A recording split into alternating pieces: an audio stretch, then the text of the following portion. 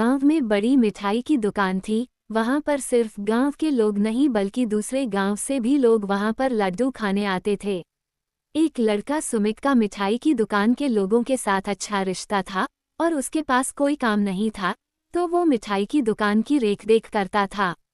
वो वहां बैठकर फ्री में लड्डू खाता था और उसकी माँ बहुत लालची थी, तो उसकी माँ घर पर भी लेकर आने को बोलती थी।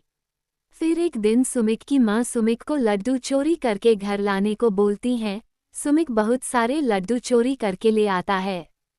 फिर दूसरे दिन भी वो यही करता है और जब ढेर सारे लड्डू हो जाते हैं, सुमित और उसकी माँ अपने घर में ही लड्डू की छोटी सी दुकान खोलते हैं और बहुत ही कम पैसे में बेचते हैं। शुरू में थोड़े कम लोग आते हैं, लेकिन जब सभी को पता चलता है कि वहां पर कम पैसे में इतने अच्छे लड्डू मिल रहे हैं तो बहुत सारे लोग खरीदने आ जाते हैं। फिर रोज सुमित चोरी करके लड्डू ले आता है।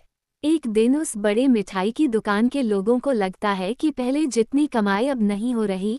फिर वहां के लोग ध्यान देने लगते हैं और उन लोगों को पता चलता है कि सुमित चोरी करके घर पर बेच रहा है। सुमित के साथ का रिश्ता खराब ना हो, इसलिए वे लोग कुछ नहीं बोलते हैं। गांव के सभी लोग मिठाई की दुकान पर जाकर सुमित के घर के लड्डू की तारीफ करते थे और बोलते थे कि कम पैसे में वे लोग बहुत अच्छे लड्डू बेचते हैं। सुमित और उसकी माँ बहुत खुश हो जाते हैं और रोज कुछ ना कुछ बहाने से मिठाई की दुकान पर जाते हैं और चोरी करके बेचते हैं। ऐसे ही एक दिन सुमित जब मिठाई की दुकान पर गया तो दुकान बंद था। वह इंतजार करता है लेकिन दुकान नहीं खुलती। फिर वो आसपास के लोगों को पूछता है तो उसे पता चलता है कि वे लोग वहां से दुकान हटाकर शहर चले गए हैं। सुमित बहुत परेशान होकर घर आता है और उसी दिन दूसरे गांव के लोग भी सुमित के घर लड्डू खरीदने आते हैं।